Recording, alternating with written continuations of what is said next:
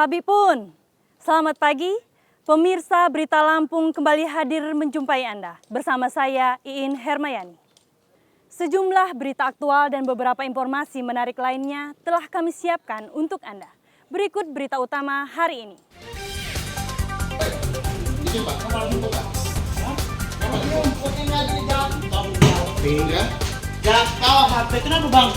Camat Negeri Katon, Kabupaten Pesawaran bersembunyi di bawah meja ruang kerjanya saat mobilnya terpergok warga membawa ribuan alat peraga pasangan calon bupati.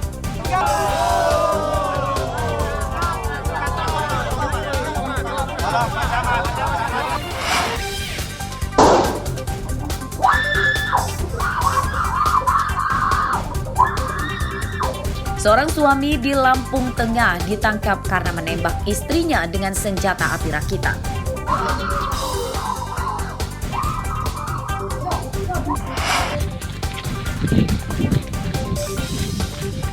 Penggerebekan rumah buronan, perampokan terhadap tetangga di Tulang Bawang, 2 orang ditangkap. Duitnya mana? Duitnya mana? Duitnya di mana?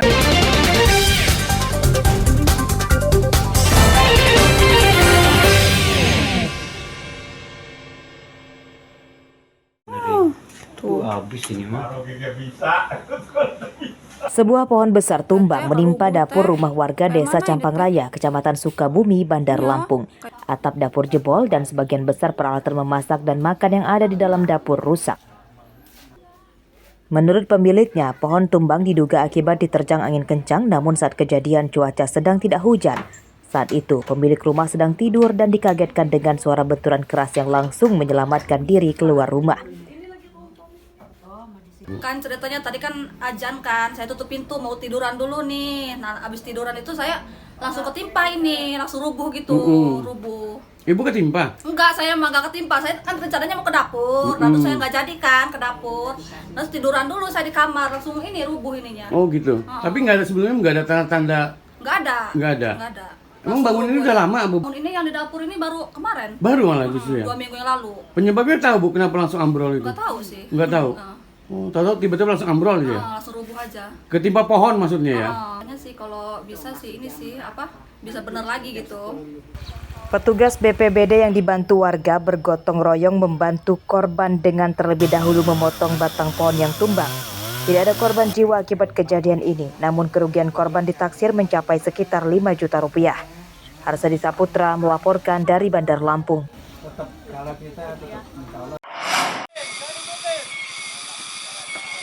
Arus lalu lintas di Jalan Sumatera Lintas Barat, Lampung Barat nyaris lumpuh pada hari Sabtu siang. Penyebabnya karena terhalang truk tronton yang mengalami patah as di ruas Jalan Desa Kota Besi, Kecamatan Batu Berat. Truk mogok menutupi jalan sehingga kendaraan lain tidak bisa lewat. Kemacetan kendaraan sepanjang lebih dari 3 km dari arah Liwa dan sebaliknya dari arah Krui pesisir barat. Kondisi kemacetan kian parah karena jalan sempit dan perbaikan truk memakan waktu yang lama karena pengemudi truk kesulitan mendapatkan suku cadang. So, mau bawa kemana? Ke Bengkunat. Bengkunat, pesisir barat ya? Ini kenapa ini Bang? Patah as. Patah as. Oh. Jadi patah as ini dari jam berapa? Jam berapa maksudnya? Setengah satu. Kira-kira mau selesai jam berapa ini? Ini bentar lagi siap masih dibukain. Barangnya udah sampai. Menjelang hari gelap, truk akhirnya selesai diperbaiki. Namun truk tidak bisa langsung berjalan karena salah satu roda belakangnya terperosok ke dalam tanah. Truk berhasil dievakuasi ke jalan setelah ditarik dengan truk lain. Sore sekitar jam 1 ada satu kendaraan mobil Fuso yang patah as di Pekon Kota Besi. Kota Besi. Itu kenapa Bang kok bisa patah as? Itu kemungkinan dengan muatan berat dengan tanjakan ini untuk usia kendaraan mungkin yang sudah tidak mungkin terjadilah patah as. Oh, kira-kira kemacetan berapa panjang ini? Kalau dari arah Sumberjaya menuju Liwa diperkirakan sampai 3 kilo, kemudian dari arah Liwa menuju Sumberjaya juga 3 kilo. Jam berapa Bang bisa dievakuasi Bang? Untuk jam bisa dievakuasi tadi sekitar jam 5 sore. Pada Minggu siang, arus lalu lintas di jalan ini sudah kembali normal dan truk yang rusak sudah melanjutkan perjalanan ke tempat tujuan. Rosandi melaporkan dari Lampung Barat.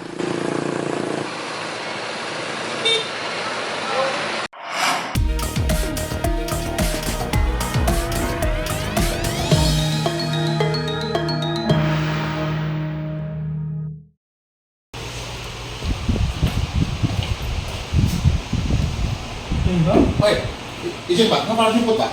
Hah? Ngapa jemput ini lagi jatuh? Lucu sekali kelakuan camat negeri Katon Pesawaran bernama Enggo Pratama. Karena ketahuan membawa alat peraga kampanye atau APK berupa spanduk salah satu pasangan calon bupati di mobil dinasnya, ia nekat bersembunyi di bawah meja ruang kerjanya selama berjam-jam. Setelah digeruduk warga, Enggo akhirnya keluar dan berdalih tidak sedang bersembunyi, melainkan tertidur di bawah meja saat mengambil ponselnya yang jatuh. Jam apa ya? Tidur di bawah meja bisa 3 jam Pak. Tidur Pak ya? HP-nya jatuh. Oh, itu memang mobil ini yang Bapak yang bawa Pak? Bukan. Nganternya kok pakai celana pendek Pak? Iya Pak. Tidur di bawah mejanya bisa sampai 3 jam ya Bang ya? Tidur di atas kursi.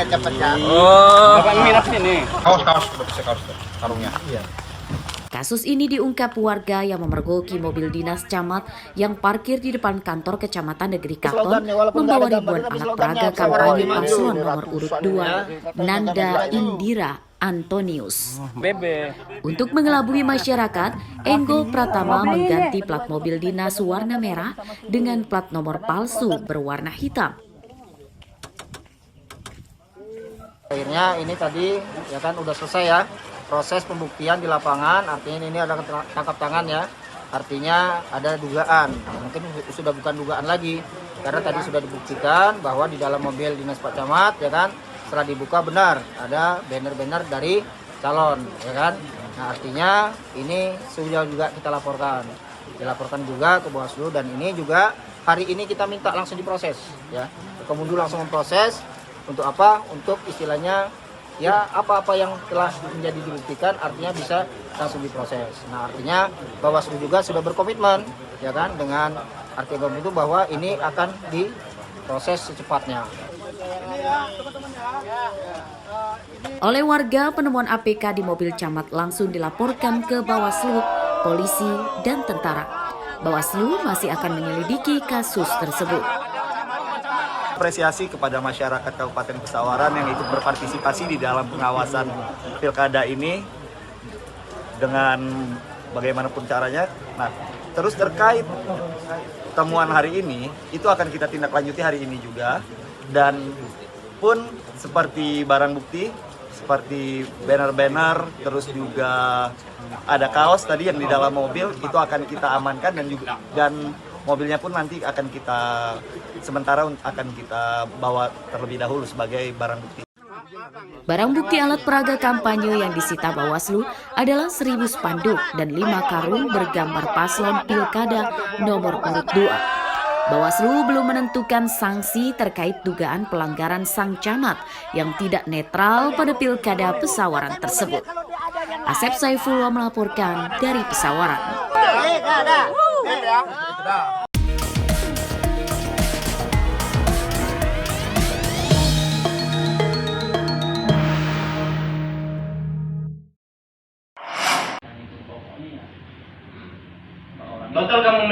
Calon rekrutmen penerimaan calon pegawai negeri sipil atau CPNS tahun 2023 asal Lampung Selatan Minggu siang ditangkap polisi. Tersangka bernama Yuli Atmoko, berumur 45 tahun, yang merupakan seorang anggota polisi Pamong Praja di Pemkab Lampung Selatan. Tersangka sempat buron setelah dilaporkan oleh para korban. Dalam menjalankan aksinya, tersangka menjanjikan para korban lulus tes CPNS, namun untuk masing-masing harus membayar uang 140 juta rupiah. Para korban yang sudah membayar dan mengikuti tes CPNS tetap tidak lulus tes dan gagal jadi PNS. Saat diperiksa polisi, tersangka berdalih nekat jadi calo CPNS gadungan karena terlilit utang rentenir. Korban ditipu untuk uang masuk PNS sebesar 140 juta. Setelah kami melakukan pemeriksaan terhadap saksi dan korban, kami telah menetapkan tersangka atas nama inisial YL bahwa telah terbukti melakukan tindak pidana penipuan dan penggelapan dengan korban dan uang yang ditipu sebesar 140 juta. Untuk modus operandi yang dilakukan pelaku ini seperti apa sih, Pak Kapolsek? Untuk modus operandi yang dilakukan tersangka ini, dia melakukan bujuk rayu terhadap korban yang mana mengiming-imingi untuk korban anaknya bisa masuk ke CPNS di instansi terkait, instansi tertentu. Akibat perbuatannya, tersangka diancam hukuman 4 tahun penjara dan dipecat sebagai ASN. Penyidikan kasus ini masih akan dikembangkan karena polisi masih mencari kemungkinan adanya korban lain. Masyarakat diimbau tidak tergiur oknum yang menjanjikan bisa masuk PNS dengan memberikan sejumlah uang. Ari Susanto melaporkan dari Lampung Selatan.